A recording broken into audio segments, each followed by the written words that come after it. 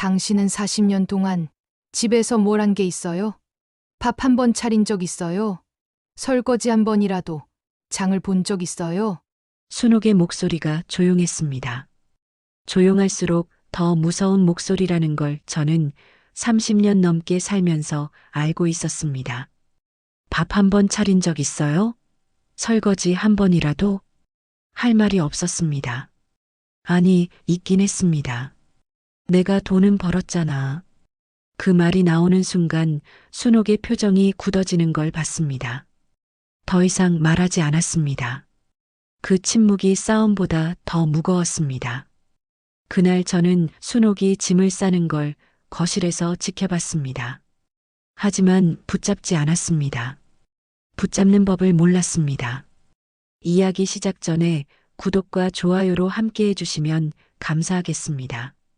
당신의 오늘이 어제보다 조금 더 가벼워지기를 바랍니다. 저는 63살 박정수입니다. 경기도 수원의 한 중견기업에서 40년을 일하다 지난해 봄 정년퇴직을 했습니다.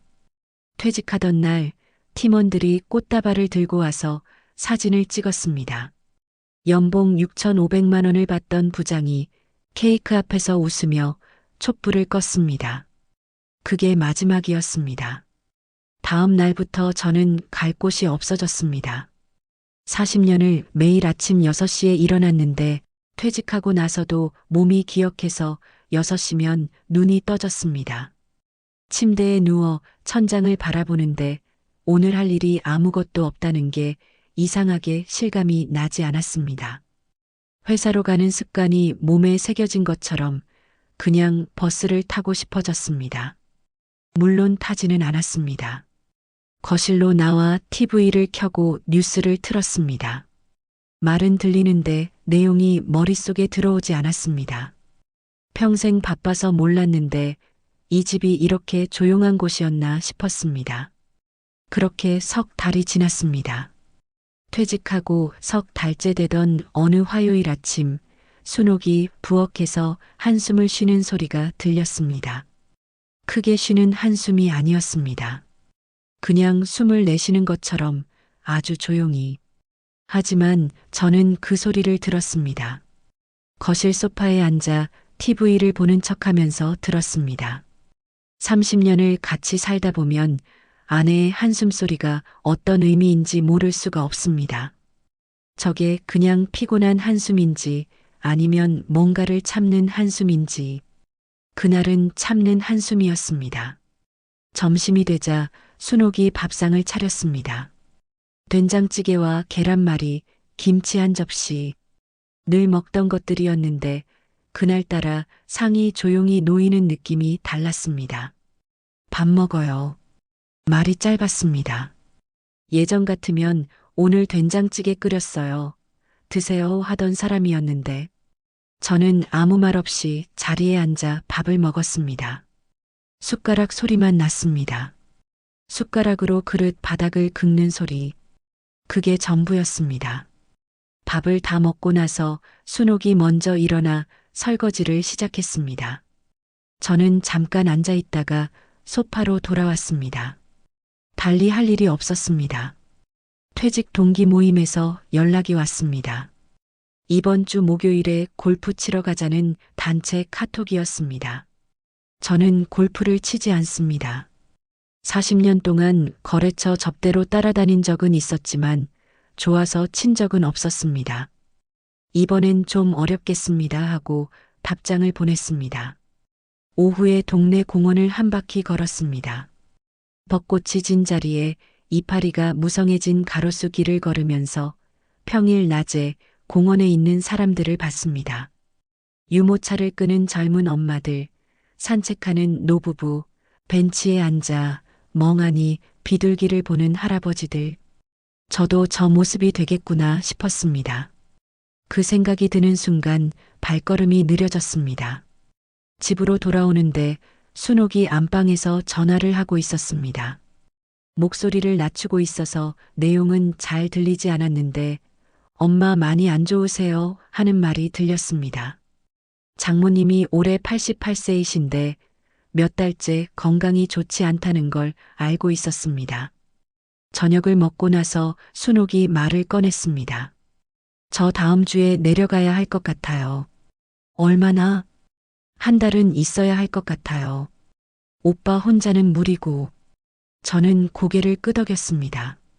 뭐라고 해야 할지 몰랐습니다.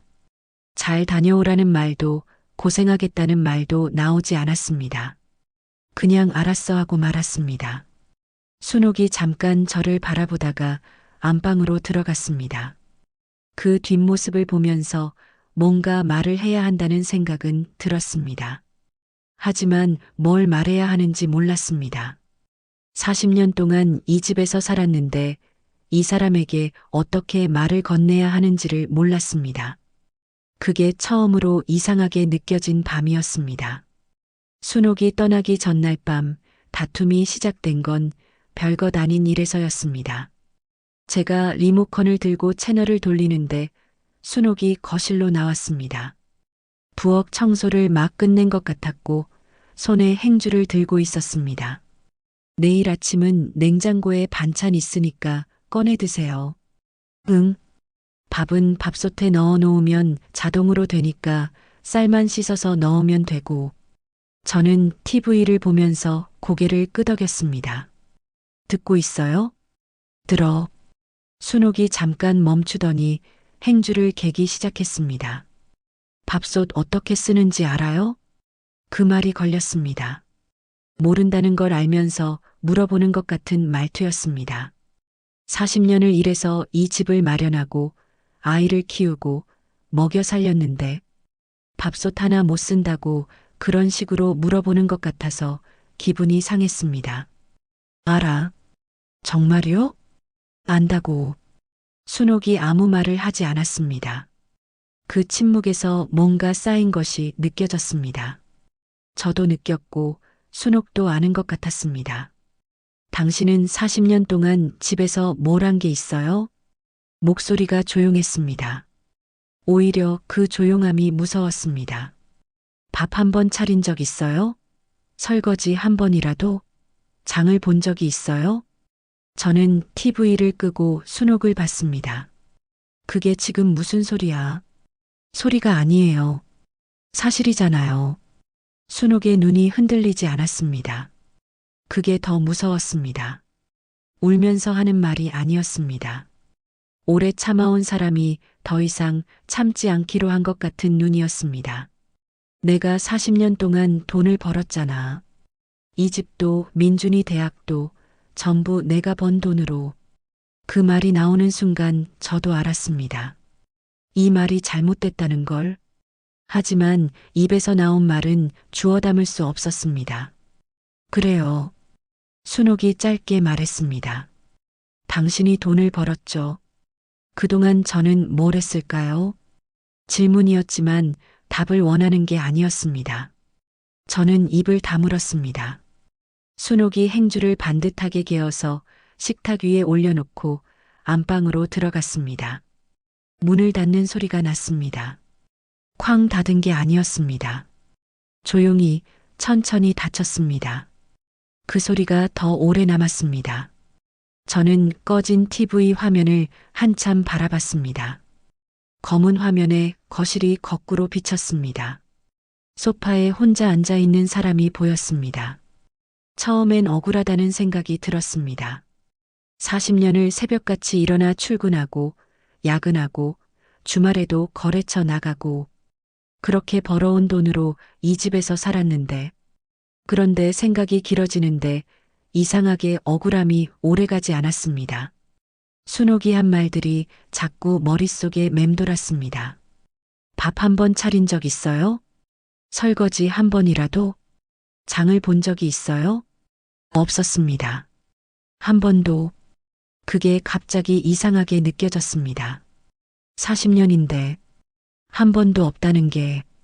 다음 날 아침 순옥은 캐리어를 끌고 현관에 섰습니다. 저는 소파에서 일어나 따라 나갔습니다. 조심히 가. 네. 순옥이 엘리베이터 버튼을 눌렀습니다.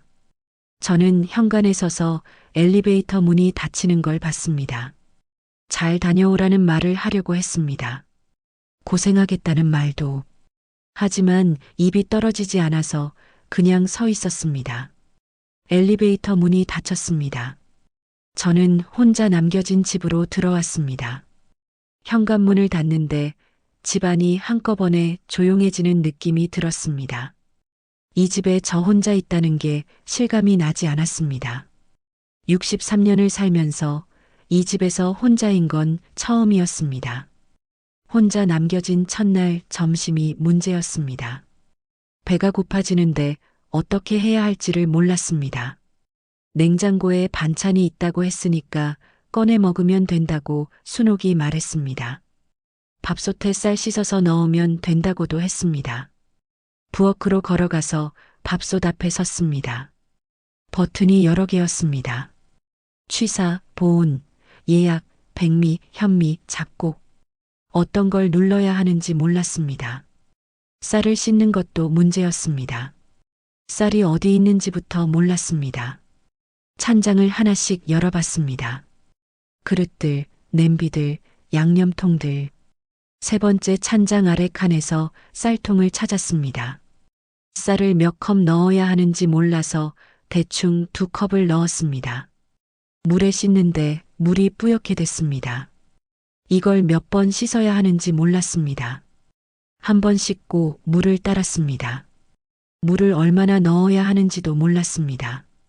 밥솥 안쪽에 뭉금이 있는 걸 발견하고 이 표시에 맞춰 물을 넣었습니다. 취사 버튼을 눌렀습니다. 밥이 되는데 40분 걸렸습니다. 그 40분이 이상하게 길었습니다. 소파에 앉아서 기다리는데 평생 밥이 이렇게 오래 걸리는 줄 몰랐습니다. 퇴근하고 오면 밥이 항상 되어 있었습니다. 그게 당연한 거라고 생각했습니다. 밥솥에서 소리가 나고 보온으로 넘어가는 표시가 떴습니다. 뚜껑을 열어서 주걱으로 뒤적였습니다. 밥이 됐습니다. 냉장고를 열었습니다. 반찬통이 4개 있었습니다. 뚜껑을 열어보니 시금치나물, 멸치볶음, 두부조림, 깍두기였습니다. 순옥이 다 만들어 놓고 간 것들이었습니다. 그것들을 꺼내 식탁에 놓고 밥을 퍼서 앉았습니다. 혼자 밥을 먹는 게 이상했습니다. 아내 없이 이 식탁에 앉은 게 30년 만인지 40년 만인지 기억이 나지 않았습니다. 숟가락을 들고 밥을 한술 떴는데 갑자기 멈칫했습니다. 나는 뭘 좋아하는 사람이었지? 반찬 4가지가 앞에 있는데 이게 내가 좋아하는 반찬인지 순옥이 좋아하는 반찬인지 생각해보니 몰랐습니다. 그냥 항상 있던 것들이었습니다. 시금치나물이 좋은지 싫은지 생각해본 적이 없었습니다. 그냥 먹었습니다. 40년 동안 밥을 다 먹고 나서 빈 그릇들을 싱크대에 가져다 놨습니다. 설거지를 해야 했습니다. 설거지를 해본 적이 없었습니다. 세제가 어디 있는지 찾았습니다. 싱크대 아래 서랍에 있었습니다. 수세미도 찾았습니다. 그릇에 세제를 묻혀서 닦았습니다.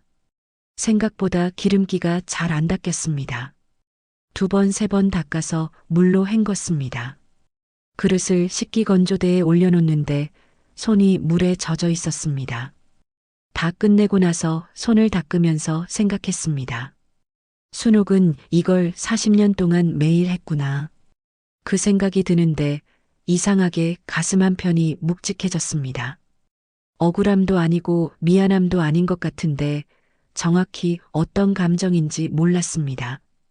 그냥 묵직했습니다. 이틀째가 됐습니다. 아들 민준에게 전화를 했습니다. 뭘 말하려고 한 건지 정해놓지 않은 채로 번호를 눌렀습니다. 신호가 3번 가고 민준이 받았습니다. 아버지, 무슨 일이에요? 목소리가 바빴습니다. 아, 아니다. 그냥 지금 회의에 들어가야 해서요. 무슨 일 있으세요? 아니야. 끊어. 전화를 끊고 나서 한참을 그 자리에 앉아 있었습니다. 그냥이라고 했습니다. 전화를 건 이유가 그냥이었습니다. 목소리가 듣고 싶었는지도 모릅니다. 60이 넘어서 아들 목소리가 듣고 싶어서 전화를 했다는 게 스스로도 어색했습니다. 저녁이 되자 남은 반찬에 라면을 끓였습니다. 라면은 끓일 수 있었습니다. 물 600ml, 분말 수프, 면. 그것만 알면 됐습니다. 라면을 먹으면서 창밖을 봤습니다. 수원 아파트 단지 너머로 불빛들이 켜져 있었습니다. 저 집들에는 저녁이 있겠지. 가족들이 모여 밥을 먹고 있겠지. 그런 생각을 하는데 라면이 불어가고 있었습니다. 후루룩 먹고 그릇을 씻었습니다. 설거지는 어제보다 나았습니다. 사흘째 되던 날 민준에게 문자를 보냈습니다. 잘 지내냐? 세 글자였습니다. 보내놓고 나서 멍하니 폰을 들고 있었습니다. 답장이 2시간 뒤에 왔습니다. 네, 아버지도요? 그게 전부였습니다. 저도 그게 전부인 사이라는 걸 알고 있었습니다. 그런데 그날따라 그 짧은 답장이 이상하게 오래 눈에 남았습니다. 네, 아버지도요. 아버지도 잘 지내냐고 물어보는 말인데 아들이 아버지한테 이렇게 말하는 게 자연스러운 사이가 됐다는 게 새삼 실감됐습니다. 잘 지내고 있는지 모르겠다는 말을 하고 싶었습니다. 사실은 잘 모르겠다고, 집이 너무 조용하다고, 밥솥 버튼도 몰랐다고. 하지만 그런 말은 보내지 않았습니다. 그런 말을 하는 사이가 아니었습니다. 언제부터인지는 모르겠지만 그런 사이가 됐습니다. 일주일이 지났습니다. 순옥에게서 연락이 왔습니다. 카카오톡이었습니다. 이번 달 관리비 냈어요? 용건만 있었습니다. 안부도 없었고 잘 지내냐는 말도 없었습니다. 관리비. 저는 한참 그 문자를 들여다봤습니다. 30년 넘게 살아온 아내와 이런 문자나 주고받는 사이가 됐다는 게 이상하게 서러웠습니다. 서럽다는 말을 모르는 사람인 줄 알았는데 그날 그 단어가 딱 맞았습니다. 응하고 답장을 보냈습니다. 그게 전부였습니다. 저도 더 쓰지 않았고 순옥도 더 오지 않았습니다. 민준에게는 며칠째 연락을 하지 않았습니다. 아니, 하려다가 멈춘 적이 2번 있었습니다. 연락처에서 민준 이름을 눌렀다가 그냥 나온 것입니다. 뭘 말해야 할지 몰라서 그냥 전화하면 되는데 그 그냥이 왜 이렇게 어려운지 몰랐습니다. 어느 날 오후에 마트에 장을 보러 갔습니다. 냉장고에 반찬이 하나둘 떨어지기 시작했기 때문이었습니다. 카트를 끌고 들어가서 진열대 사이를 걸었는데 뭘 사야 할지 몰랐습니다. 평생 마트에 온 적이 없는 건 아니었습니다. 명절에 선물 세트 사러 오거나 가끔 순옥이 뭘 사오라고 시키면 왔습니다. 두부 한 모, 계란 한 판, 이렇게 목록이 있을 때는 됐습니다. 그런데 목록 없이 그냥 먹을 것을 사러 온 건 처음이었습니다. 채소 코너 앞에 서서 30분을 있었습니다. 시금치를 보다가 애호박을 보다가 다시 시금치를 봤습니다. 시금치를 어떻게 요리하는지 몰랐습니다. 애호박도 몰랐습니다.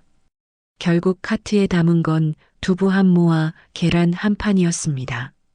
계산대에 서서 그것들을 컨베이어 벨트에 올려놓는데 괜히 부끄러웠습니다. 63세 남자가 두부 하나, 계란 하나 들고 서 있는 게 집에 오는 길에 편의점에 들러서 컵라면 3개를 샀습니다. 그날 저녁 민준에게 또 연락이 왔습니다. 전화가 아니라 문자였습니다. 아버지, 무슨 일 있어요? 왜 갑자기 연락을 이렇게 자주 해요? 가슴이 철렁했습니다. 문자를 읽고 한참을 앉아 있었습니다. 자주라고 했습니다. 제가 보낸 게 잘 지내냐 3글자짜리 문자 하나였는데 그게 자주였습니다. 아버지가 연락하는 게 이상한 일이 되어버린 세월이 새삼 실감됐습니다. 언제부터였을까? 민준이 고등학교 들어가면서부터인지 대학 들어가면서부터인지 아니면 취직하고 나서부터인지 정확히 언제부터 아버지 연락이 무슨 일이 있어야 오는 것이 됐는지 몰랐습니다. 아니다. 그냥 하고 답장을 보냈습니다. 보내고 나서 폰을 소파에 엎어놨습니다. 창밖을 보는데 하늘이 어두워지고 있었습니다. 저녁 7시였습니다. 이 시간에 예전엔 퇴근하고 있었습니다. 지하철에서 사람들 사이에 끼어 손잡이를 잡고 흔들리고 있었습니다. 집에 가면 순옥이 밥을 차리고 있었고 민준이 어릴 때는 숙제를 하고 있었습니다. 그 장면들이 당연한 것이어서 한 번도 소중하다고 생각한 적이 없었습니다. 지금은 그 평범한 저녁이 없었습니다. 컵라면을 끓여서 식탁에 앉았습니다. 젓가락으로 면을 건지면서 오래된 사진이 생각났습니다. 안방 서랍에 사진첩이 있다는 걸 알고 있었습니다. 순옥이 가끔 꺼내보던 것이었습니다. 라면을 다 먹고 안방으로 가서 서랍을 열었습니다. 사진첩이 2권 있었습니다. 첫 번째 사진첩을 펼쳤습니다. 민준이 어렸을 때 사진들이었습니다. 돌사진, 유치원 사진, 초등학교 입학식 사진. 초등학교 입학식 사진에서 손이 멈췄습니다. 6살짜리 민준이 책가방을 메고 있었습니다. 그 옆에 제가 서 있었습니다. 민준이 제 손을 잡고 있었습니다. 그 시절엔 손을 잡았구나. 언제부터 손을 안 잡게 됐을까? 언제부터 눈을 안 마주치게 됐을까? 언제부터 연락이 무슨 일이 있을 때만 오는 것이 됐을까? 사진 속 민주는 웃고 있었습니다. 저도 웃고 있었습니다. 그 시절엔 같이 웃었구나. 사진첩을 덮으면서 처음으로 스스로에게 물음표를 붙였습니다. 나는 좋은 아버지였을까? 40년을 돈을 벌었습니다. 월급을 빠짐없이 가져다 줬습니다. 아이 학원비 끊긴 적 없었고 대학교 등록금도 다 됐습니다. 그걸로 충분하다고 생각했습니다. 그런데 그날 밤 그 물음표는 쉽게 지워지지 않았습니다. 충분했을까? 방불을 끄고 누웠는데 천장이 어두웠습니다. 순옥이 없으니 침대가 넓었습니다. 이상하게 그 넓음이 불편했습니다. 잠이 잘 오지 않았습니다. 눈을 감으면 사진 속 6살 민준이가 아버지 손을 잡고 있는 장면이 떠올랐습니다. 그 손을 언제 놓았는지 기억이 2주가 지났습니다. 순옥에게서는 관리비 문자 이후로 연락이 없었습니다. 저도 먼저 보내지 않았습니다. 보내야 한다는 생각은 들었습니다. 잘 지내냐고, 장모님은 좀 어떠시냐고. 하지만 폰을 들었다가 내려놓기를 반복했습니다. 무슨 말을 먼저 해야 하는지 몰랐습니다. 우리가 마지막으로 나눈 말이 내가 돈은 벌었잖아였는데 그 말 다음에 어떤 말이 와야 하는지를 몰랐습니다. 민준에게도 연락을 하지 않았습니다. 아니, 민준도 연락을 하지 않았습니다. 둘 다 기다리는 사이가 된 것인지 아니면 둘 다 기다리지 않는 사이가 된 것인지 모를 채로 날이 지났습니다. 어느 날 오후에 소파에 앉아서 민준의 카카오톡 프로필 사진을 오래 들여다봤습니다. 회사 야유회 같은 곳에서 찍은 사진이었습니다. 민준이 동료들 사이에서 웃고 있었습니다. 활짝 웃은 사진이었습니다. 저는 그 사진을 보면서 민준이 저한테 저렇게 웃은 적이 언제였는지 생각해 봤습니다. 명절에 와도 서로 어색해서 TV를 봤습니다. 밥을 먹으면서도 할 말이 없어서 숟가락 소리만 났습니다. 민준이 일어서면서 그럼 들어갈게요 하면 저는 응, 조심히 가했습니다. 그게 우리 부자가 나누는 대화의 전부였습니다. 저렇게 웃는 아들을 본 게 언제였는지 기억이 나지 않았습니다. 아니, 저한테 저렇게 웃은 적이 있었는지조차 몰랐습니다. 그날 저녁에 민준에게 전화를 걸었습니다. 신호가 4번 가고 받았습니다. 아버지, 나다. 밥은 먹었냐? 네, 먹었어요. 아버지는요? 나도 먹었어. 잠깐 침묵이 흘렀습니다. 저도 할 말이 없었고 민준도 없는 것 같았습니다. 별일 없죠? 응, 별일 없다. 그럼 저 좀 바빠서요. 그래. 끊어. 전화가 끊겼습니다. 1분도 안 됐습니다. 폰을 내려놓고 한참을 앉아 있었습니다. 별일 없냐고 물었고 별일 없다고 했습니다. 그게 전부였습니다. 사실 별일이 있었습니다.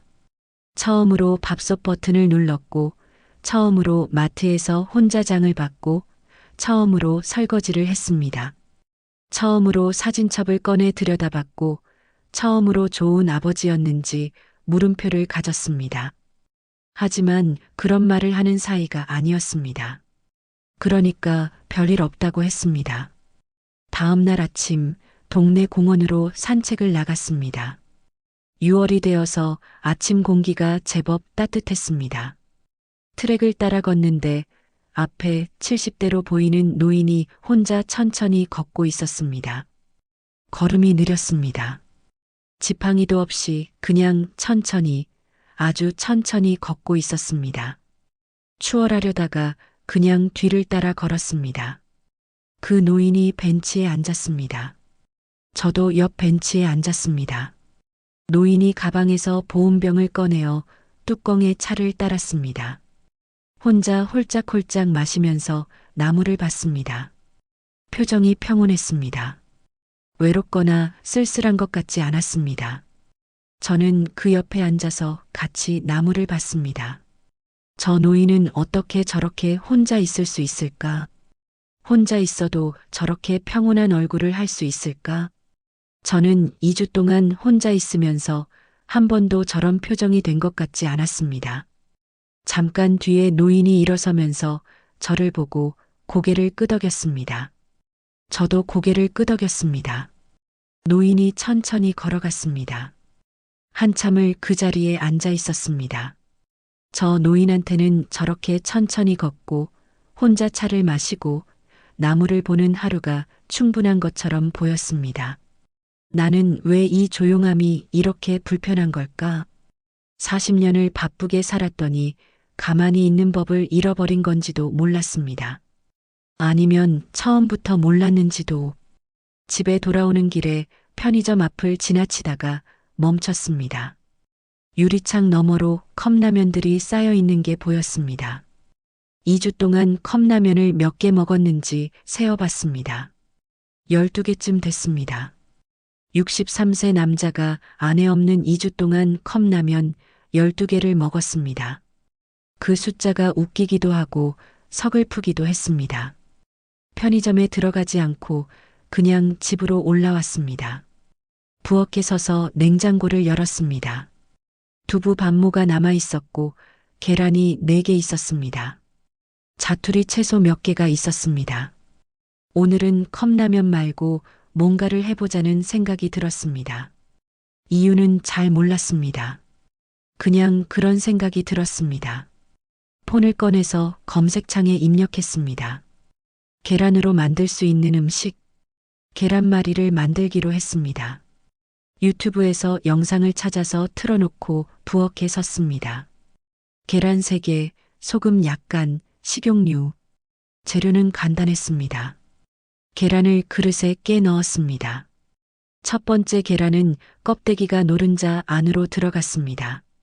젓가락으로 건져 내려다가 더 부서졌습니다.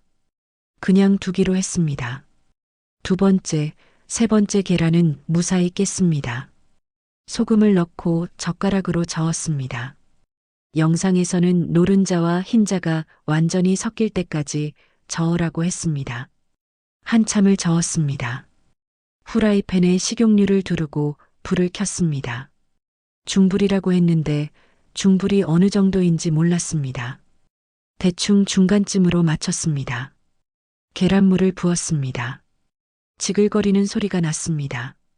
영상처럼 젓가락으로 돌돌 말려고 했는데 계란이 말리지 않았습니다. 가장자리가 익으면 말아야 한다고 했는데 가장자리가 어느 정도 익은 건지 몰랐습니다. 너무 오래 기다렸습니다. 계란 바닥이 타기 시작했습니다.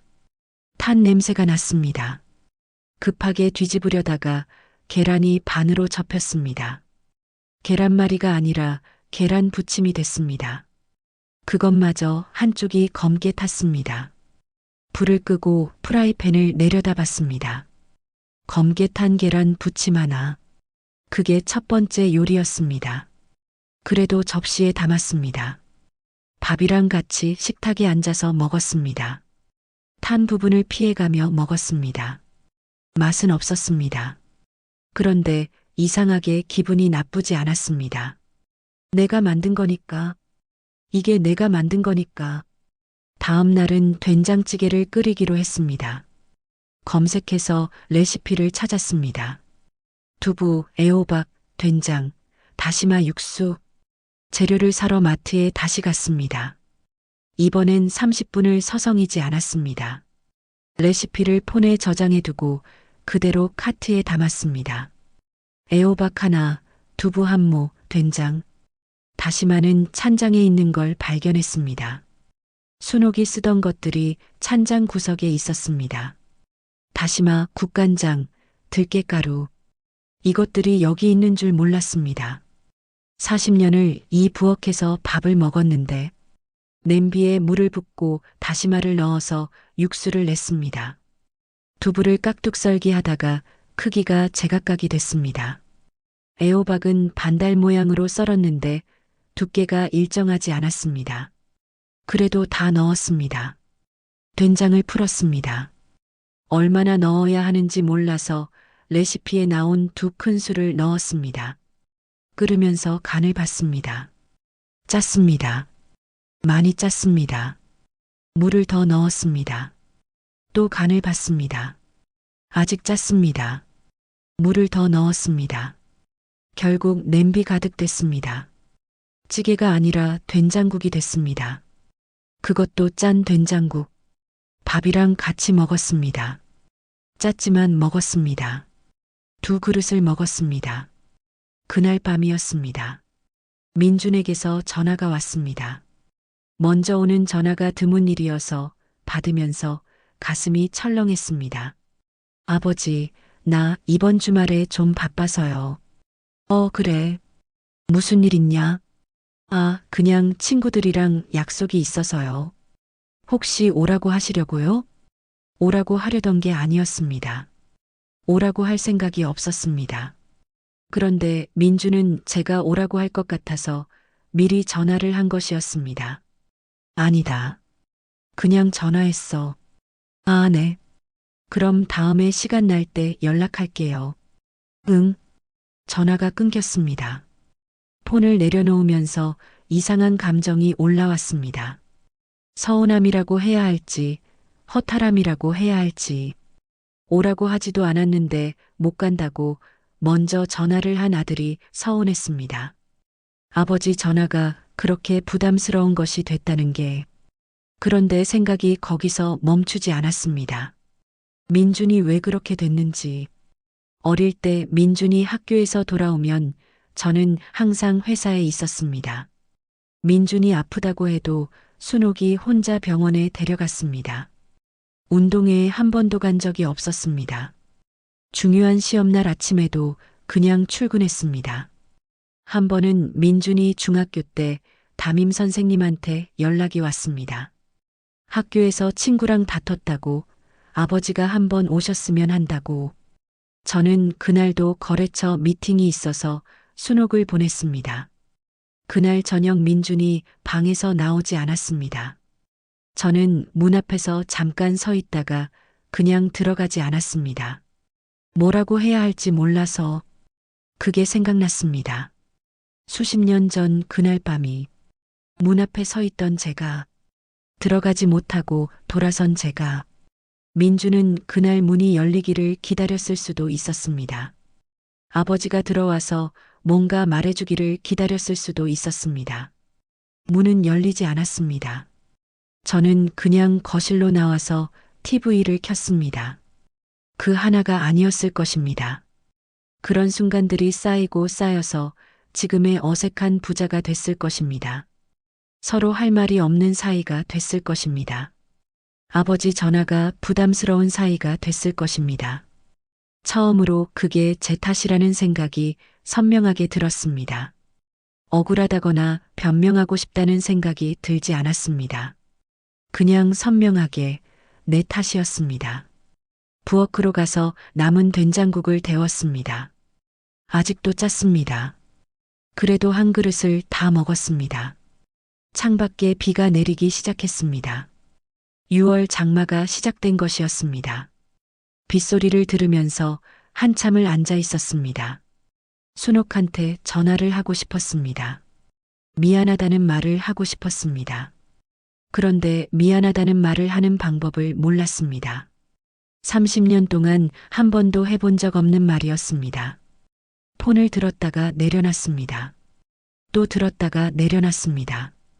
결국 카카오톡 창을 열어서 순옥 이름을 눌렀습니다. 텍스트 입력창에 썼습니다. 장모님은 좀 어떠셔? 지웠습니다. 다시 썼습니다. 거기 날씨는 어때? 지웠습니다. 한참을 그러다가 결국 아무것도 보내지 못하고 창을 닫았습니다. 미안하다는 말 한마디를 하지 못하는 사람이 40년을 살아온 것이었습니다. 그 말 한마디가 이렇게 어려운 사람이 가장이라는 이름으로 이 집에 있었던 것이었습니다. 빗소리가 커졌습니다. 저는 불을 끄지 않은 채로 소파에 누웠습니다. 천장을 보면서 생각했습니다. 나는 이 집에서 어떤 사람이었을까? 돈을 버는 사람. 그게 전부였을까? 눈을 감았는데 잠이 오지 않았습니다. 빗소리만 들렸습니다. 그 소리가 이상하게 오래오래 들렸습니다. 비가 사흘을 내렸습니다. 사흘 동안 거의 집 밖을 나가지 않았습니다. 아침에 일어나 커피를 끓이고 소파에 앉아서 빗소리를 들었습니다. 점심에 라면을 끓여 먹고 다시 소파에 앉았습니다. 저녁에 된장국을 데워 먹고 불을 끄고 누웠습니다. 그게 하루였습니다. 그게 사흘이었습니다. 사흘째 되던 날 밤 순옥에게서 문자가 왔습니다. 엄마 오늘 많이 안 좋으셨어요. 저 좀 더 있어야 할 것 같아요. 저는 그 문자를 읽고 나서 한참을 폰을 들고 있었습니다. 장모님이 많이 안 좋으신 것도 걱정이 됐습니다. 그런데 그것보다 순옥이 먼저 문자를 보내온 게 뭔가 마음에 걸렸습니다. 용건만 있는 문자였습니다. 그래도 보내온 것이었습니다. 알았어. 거기서 몸 챙겨. 보내고 나서 이걸로 충분한지 모르겠다는 생각이 들었습니다. 더 써야 하나 싶었습니다. 하지만 더 무슨 말을 해야 할지 몰랐습니다. 순옥에게서 답장이 왔습니다. 네. 한 글자였습니다. 저도 한 글자를 보냈으니 할 말은 없었습니다. 비가 그친 다음 날 아침 오랜만에 공원으로 나갔습니다. 땅이 아직 젖어 있었고 공기가 풀냄새가 났습니다. 트랙을 걸으면서 며칠 동안 소파에만 앉아있던 몸이 조금씩 펴지는 느낌이 들었습니다. 한 바퀴를 돌고 나서 벤치에 앉았습니다. 지난번에 앉았던 그 벤치였습니다. 그 노인이 차를 마시던 자리. 오늘은 그 노인이 없었습니다. 벤치에 혼자 앉아서 나무를 봤습니다. 장마비를 맞은 나무들이 짙은 초록이었습니다. 바람이 불면 나뭇잎들이 한꺼번에 흔들렸습니다. 그걸 보면서 아무 생각도 하지 않으려고 했습니다. 그냥 나무만 봤습니다. 얼마나 그러고 있었는지 모르겠습니다. 폰을 꺼내서 시간을 보니 40분이 지나 있었습니다. 40분 동안 나무를 봤습니다. 이상하게 그 40분이 나쁘지 않았습니다. 아무것도 하지 않고 나무만 봤는데 집으로 돌아오는 길에 작은 슈퍼마켓 앞을 지났습니다. 안으로 들어가서 두부 한 모, 계란 한 판, 애호박 하나를 샀습니다. 계산하면서 아주머니가 말했습니다. 요즘 자주 오시네요. 저는 멈칫했습니다. 자주 오는 손님으로 기억되는 얼굴이 됐습니다. 이 동네에서 40년을 살았는데 이 슈퍼마켓 아주머니가 제 얼굴을 처음 기억하는 것이었습니다. 네, 혼자라서요. 말하고 나서 왜 그 말이 나왔는지 몰랐습니다. 아주머니가 환하게 웃으면서 말했습니다. 혼자 밥 해 드세요? 잘하시네요. 우리 남편은 물도 못 끓여요. 저는 쓴웃음을 짓고 봉투를 들었습니다. 잘하는 것이 아니었습니다. 그냥 안 하면 굶으니까 하는 것이었습니다. 집에 와서 부엌에 섰습니다. 오늘은 계란말이를 다시 해보기로 했습니다. 지난번에 탔으니까 이번엔 불을 약하게 하기로 했습니다. 계란 3개를 그릇에 깼습니다. 이번엔 껍데기가 들어가지 않았습니다. 소금을 넣고 저었습니다. 프라이팬에 식용유를 두르고 약불로 켰습니다. 계란물을 부었습니다. 지글거리는 소리가 지난번보다 작았습니다. 기다렸습니다. 천천히 기다렸습니다. 가장자리가 익기 시작했습니다. 젓가락으로 조심스럽게 말기 시작했습니다. 완전히 말리지는 않았지만 반쯤 말렸습니다. 지난번처럼 검게 타지는 않았습니다. 접시에 담았습니다. 모양은 여전히 볼품 없었습니다. 한쪽이 두껍고 한쪽이 얇았습니다. 그래도 계란말이 모양이 나왔습니다. 한 입 먹어봤습니다. 짜지 않았습니다. 타지 않았습니다. 맛이 있다고 하기는 어려웠지만 먹을 수는 있었습니다. 그걸로 충분했습니다. 식탁에 앉아서 계란말이와 밥을 먹으면서 문득 생각이 났습니다. 민준이 어렸을 때 계란말이를 좋아했습니다. 유치원 때 도시락에 계란말이가 있으면 제일 먼저 먹었습니다. 그게 기억났습니다. 기억이 맞는지 틀린지 확신은 없었습니다. 하지만 그 기억이 떠올랐다는 것이 뭔가 달라지고 있다는 신호 같았습니다. 저녁을 먹고 나서 설거지를 하는데 폰이 울렸습니다. 민준이었습니다.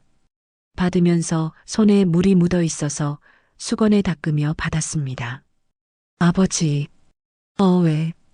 저 이번 주말에 시간 있어요. 예상치 못한 말이었습니다. 지난번에 바쁘다고 했던 아이가. 그래. 어머니도 안 계시고 하니까 뭐 필요한 거 있으면 사다 드릴게요. 필요한 것.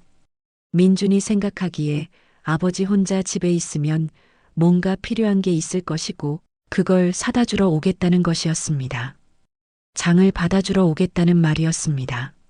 아버지를 보러 오겠다는 말이 아니라 그게 서운하다는 생각이 드는 동시에 그게 서운할 자격이 있는지 모르겠다는 생각도 들었습니다. 민준한테 그냥 보고 싶어서 온다는 말을 가르쳐 준 적이 없었으니까. 저도 그 말을 먼저 한 적이 없었으니까. 아니다. 네. 필요한 거 없어. 내가 다 할 수 있어. 전화기 너머에서 민준이 잠깐 멈추는 것이 느껴졌습니다. 아버지가요?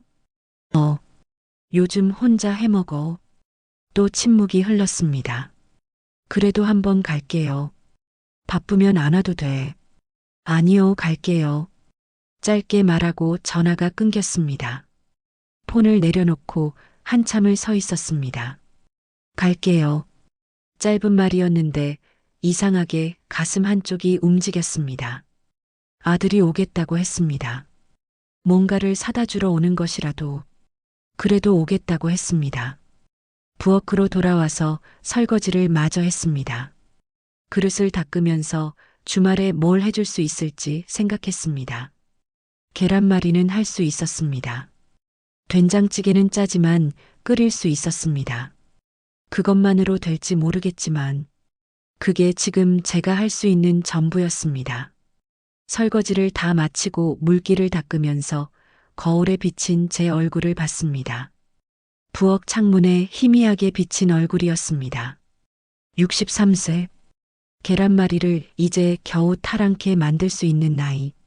우습기도 했습니다. 그런데 이상하게 그 얼굴이 2주 전보다 조금 낫게 느껴졌습니다. 이유는 잘 몰랐습니다. 그냥 그랬습니다. 주말 아침부터 부엌에 섰습니다. 민준이 온다고 했으니까 뭔가를 준비해야 한다는 생각이 들었는데 이상하게 그 생각이 부담스럽지 않았습니다. 오히려 뭘 만들어줄지 생각하는데 손이 먼저 움직였습니다. 계란말이는 이제 어느 정도 할 수 있었습니다. 된장찌개도 짜지 않게 끓이는 법을 터득했습니다. 지난주에 유튜브를 보면서 3번을 연습했고 3번째는 간이 맞았습니다. 마트에 다녀오기로 했습니다. 아침 9시에 집을 나서서 걸어서 10분 거리에 있는 마트로 향했습니다. 카트를 끌고 채소 코너로 갔습니다. 두부 한 모, 애호박 하나, 계란 한 판을 담았습니다. 멸치를 사야 한다는 생각이 나서 건어물 코너로 갔습니다. 육수용 멸치가 어떤 건지 봉투를 몇 개 들여다보다가 국물용이라고 적힌 것을 골랐습니다. 카트를 밀면서 그게 자연스러웠습니다. 처음 왔을 때 30분을 서성이던 것과 달랐습니다. 뭘 살지 몰라서 두부랑 계란만 들고 계산대에 섰던 것과 달랐습니다. 계산을 하는데 슈퍼 아주머니가 아니라 마트 직원이었습니다. 그래도 장바구니에 물건을 담으면서 기분이 나쁘지 않았습니다. 집으로 돌아와서 멸치 육수부터 올렸습니다. 냄비에 물을 붓고 멸치를 한 줌 넣어서 끓이는데 구수한 냄새가 났습니다. 이 냄새가 된장찌개 냄새구나 싶었습니다. 40년을 이 냄새를 맡으면서 밥을 먹었는데 직접 만들어서 맡으니 같은 냄새가 달랐습니다. 멸치를 건져내고 된장을 풀었습니다.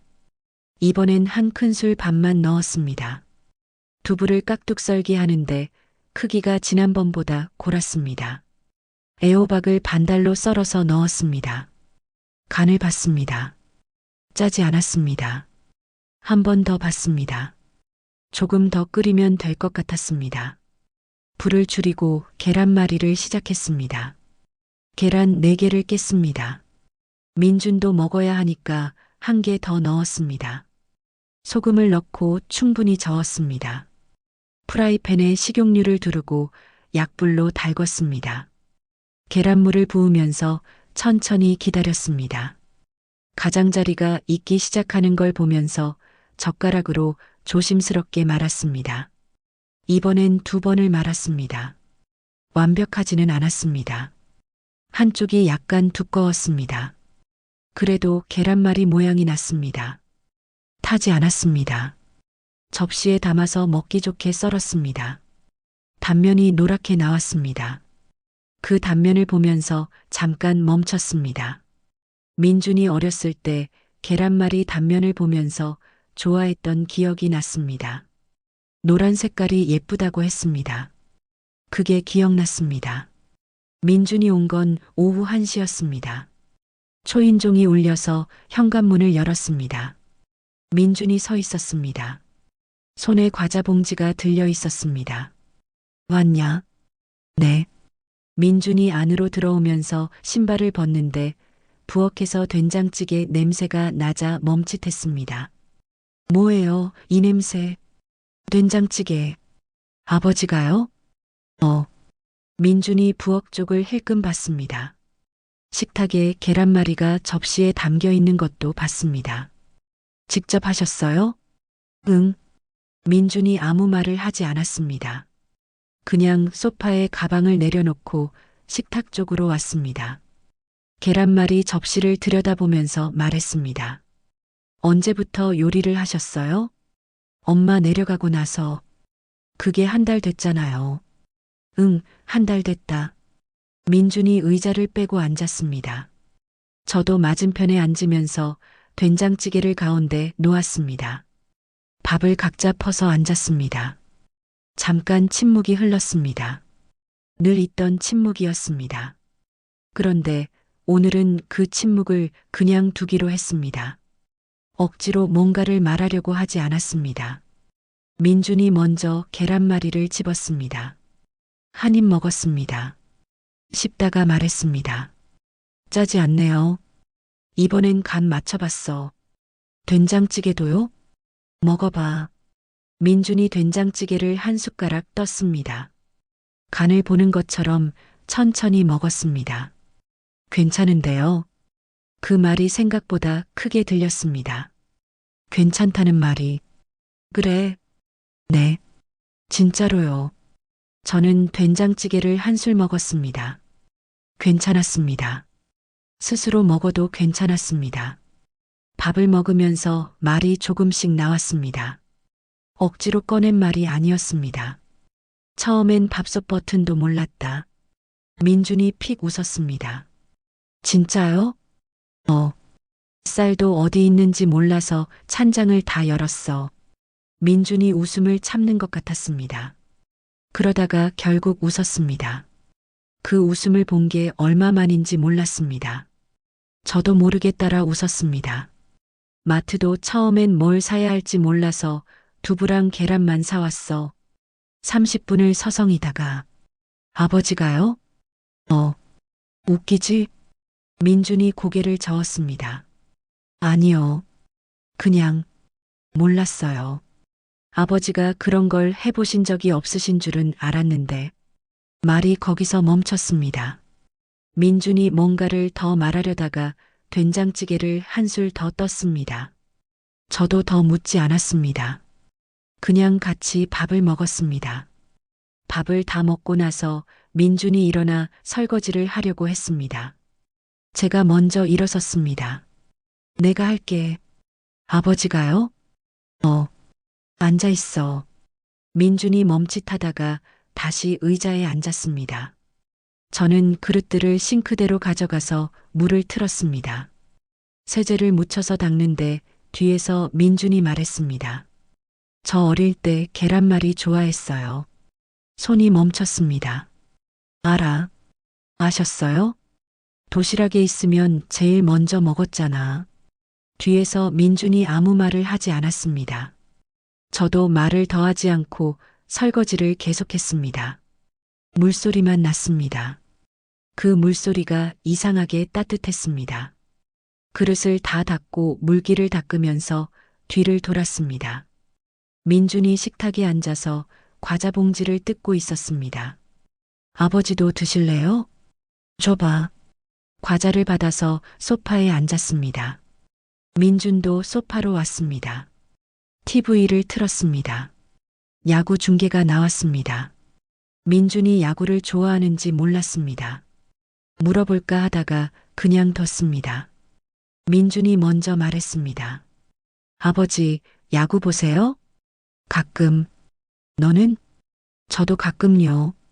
그게 전부였습니다. 그런데 그 가끔이 뭔가 작은 공통점 같아서 나쁘지 않았습니다. 한 이닝이 끝날 때쯤 민준이 말했습니다. 저 어릴 때 아버지랑 야구장 가본 적 있어요? 생각해 봤습니다. 없었습니다. 없는 것 같다. 그렇죠. 민준이 담담하게 말했습니다. 원망도 아니었고 그냥 사실을 확인하는 것 같은 말이었습니다. 한번 가볼래? 말이 나오고 나서 제가 더 놀랐습니다. 먼저 그런 말을 할 사람이 아니었는데 민준이 고개를 돌려서 저를 봤습니다. 아버지가요? 엄마 올라오면 셋이서. 민준이 잠깐 저를 보다가 다시 TV로 시선을 돌렸습니다. 생각해 볼게요. 거절도 아니었고 확답도 아니었습니다. 그래도 나쁘지 않았습니다. 생각해 보겠다고 했습니다. 그걸로 충분했습니다. 민준이 저녁 6시쯤 일어섰습니다. 그럼 저 갈게요. 현관까지 따라 나갔습니다. 민준이 신발을 신으면서 말했습니다. 어머니한테 연락은 하고 계세요? 가끔. 자주 하세요. 어머니도 거기서 힘드실 거예요. 저는 고개를 끄덕였습니다. 민준이 문을 열고 나가려다가 멈췄습니다. 뒤를 돌아보면서 말했습니다. 오늘 밥 맛있었어요. 그 말을 하고 엘리베이터 쪽으로 걸어갔습니다. 저는 현관에 서서 엘리베이터 문이 닫히는 걸 봤습니다. 맛있었다고 했습니다. 짜지 않았다고 했습니다. 괜찮다고 했습니다. 그 말들이 가슴에 남았습니다. 현관문을 닫고 부엌으로 갔습니다. 남은 된장찌개가 냄비에 있었습니다. 뚜껑을 열어서 한술 맛봤습니다. 괜찮았습니다.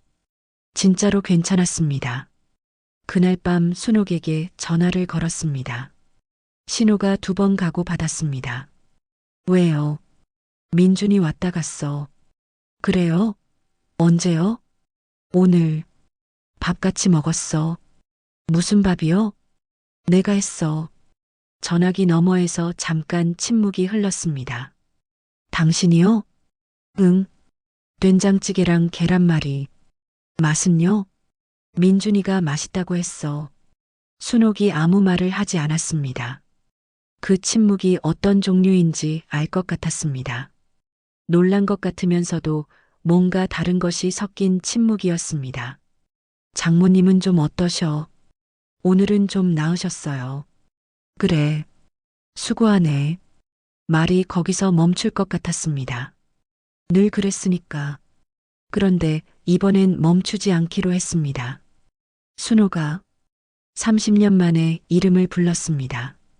전화기 너머에서 순옥이 숨을 멈추는 게 느껴졌습니다. 그날 내가 한 말. 돈 벌었잖아. 그 말. 미안해. 3글자였습니다. 30년 동안 한 번도 하지 못한 3글자. 순옥이 한동안 아무 말을 하지 않았습니다.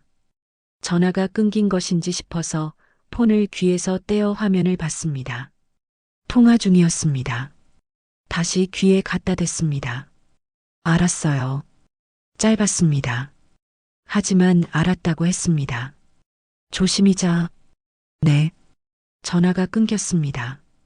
폰을 내려놓고 소파에 앉아서 한참을 있었습니다. 미안하다고 했습니다. 30년 만에 이상하게 몸이 가벼웠습니다. 어깨 위에 올려놓고 있던 뭔가가 조금 내려간 것 같은 느낌이었습니다. 창밖을 봤습니다. 밤이었고 별이 보였습니다. 장마가 끝나고 하늘이 맑아진 것이었습니다. 올해 그 별을 봤습니다. 아무 생각 없이 그냥 봤습니다. 한 달이 지났습니다. 저는 지금 부엌에 서 있습니다. 오늘 저녁 메뉴는 순두부찌개입니다. 지난주에 처음 만들어 봤는데 민준이 전화로 어땠냐고 물어봐서 괜찮았다고 했더니 다음엔 자기도 먹고 싶다고 했습니다. 그 말이 생각나서 오늘 또 만들어 보는 것입니다. 냄비에 멸치 육수를 올리면서 창밖을 봤습니다. 7월 말이 되어서 햇볕이 뜨거웠지만 부엌 창으로 들어오는 바람이 시원했습니다. 이 바람이 이렇게 시원한 줄 몰랐습니다. 40년을 이 부엌 옆에서 살았는데 순옥이 돌아온 건 열흘 전이었습니다. 장모님이 많이 회복되셨다고 이제 오빠 혼자 봐도 될 것 같다고 전화가 왔습니다. 공항버스 터미널에 마중을 나갔습니다. 순옥이 캐리어를 끌고 나오다가 저를 보고 멈췄습니다. 마중을 나온 적이 없던 사람이 나와 있으니까 놀란 것이었습니다. 왜 나왔어요? 데리러 왔어. 순옥이 아무 말을 하지 않았습니다. 캐리어를 제가 받아서 끌었습니다. 30년 만에 처음으로 순옥의 짐을 들었습니다. 집에 돌아오는 버스 안에서 둘 다 말이 없었습니다. 그래도 그 침묵이 예전과 달랐습니다. 차가운 침묵이 아니었습니다. 집에 도착해서 현관문을 여는데 부엌에서 냄새가 났습니다. 순두부찌개를 미리 끓여놓은 것이었습니다. 순옥이 멈춰서 부엌을 봤습니다. 식탁에 밥상이 차려져 있었습니다. 순두부찌개, 계란말이, 멸치볶음. 멸치볶음은 3번을 만들어 봤고 그나마 먹을 만해진 것이었습니다. 앉아봐. 순옥이 조용히 의자를 빼고 앉았습니다. 순두부찌개를 한 숟가락 떴습니다. 간을 보는 것처럼 천천히 먹었습니다. 짜지 않네요. 연습했어. 언제부터요? 한 달 됐어. 순옥이 계란말이를 집었습니다. 한 입 먹고 나서 한참 동안 아무 말을 하지 않았습니다. 그러다가 말했습니다. 왜요? 뭐가 왜냐고 물어보는 건지 알았습니다. 왜 갑자기 밥을 하게 됐냐는 것이었습니다. 왜 마중을 나왔냐는 것이었습니다. 왜 이름을 불렀냐는 것이었습니다. 그 질문들이 다 그 한 글자 안에 있었습니다. 몰랐어. 뭐려? 다. 밥솥 버튼도 몰랐고, 쌀이 어디 있는지도 몰랐고, 당신이 40년 동안 뭘 한 건지도 몰랐어. 순옥이 숟가락을 내려놓았습니다. 이제 알아요? 조금이라고 했습니다. 다 안다고 하지 않았습니다. 그건 거짓말이 될 것 같아서 순옥이 다시 숟가락을 들었습니다. 순두부찌개를 한술 더 먹었습니다. 조금이면 됐어요. 그 말이 오래 남았습니다. 그날 이후로 달라진 것들이 있습니다. 아침에 제가 먼저 일어나서 밥을 안 칩니다. 완벽하지 않습니다. 가끔 물을 너무 많이 넣어서 진밥이 되기도 하고 가끔은 뜸을 너무 일찍 열어서 설익기도 합니다. 그래도 합니다. 순옥이 처음엔 옆에서 이렇게 하면 된다고 알려줬습니다. 지금은 그냥 옆에서 커피를 마십니다. 말없이 옆에 있는 것이 어색하지 않아졌습니다. 민준에게는 한 주에 한 번씩 문자를 보냅니다. 밥은 먹었냐가 아니라 다른 말을 보내려고 합니다. 지난주엔 저번에 내가 좋아했던 계란말이 더 잘 만들게 됐다고 보냈습니다. 민준이 답장을 했습니다. 다음에 가도 돼요? 다음에 와도 되냐고 물어봤습니다. 와도 되냐고. 전에는 오라고 해도 바쁘다고 하던 아이가 당연하지라고 답장을 보냈습니다. 보내고 나서 폰을 내려놓는데 손이 이상하게 가볍게 느껴졌습니다. 어제는 공원에서 그 노인을 다시 봤습니다. 보온병으로 차를 마시면서 나무를 보고 있었습니다. 저도 옆 벤치에 앉았습니다. 한참을 같이 나무를 봤습니다. 노인이 먼저 말했습니다. 자주 나오시네요. 네. 요즘 시간이 많아서요. 좋은 거예요. 시간이 많은 게. 저는 그 말을 듣고 잠깐 생각했습니다. 퇴직하고 처음엔 시간이 많다는 게 불안했습니다. 갈 곳이 없다는 게 이상했습니다. 혼자 밥을 먹는다는 게 서글펐습니다. 지금은 조금 다릅니다. 시간이 많아서 밥솥 버튼을 배웠습니다.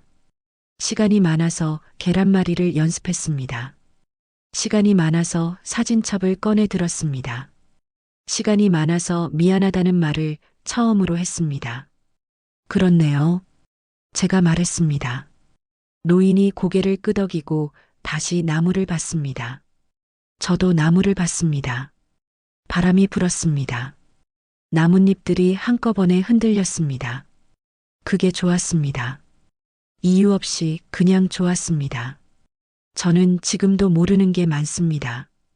된장찌개는 어느 정도 되는데 국간장을 언제 쓰는지 모릅니다.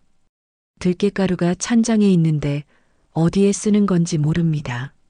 순옥이 30년 동안 어떤 마음으로 이 부엌에 서 있었는지 완전히 알지 못합니다.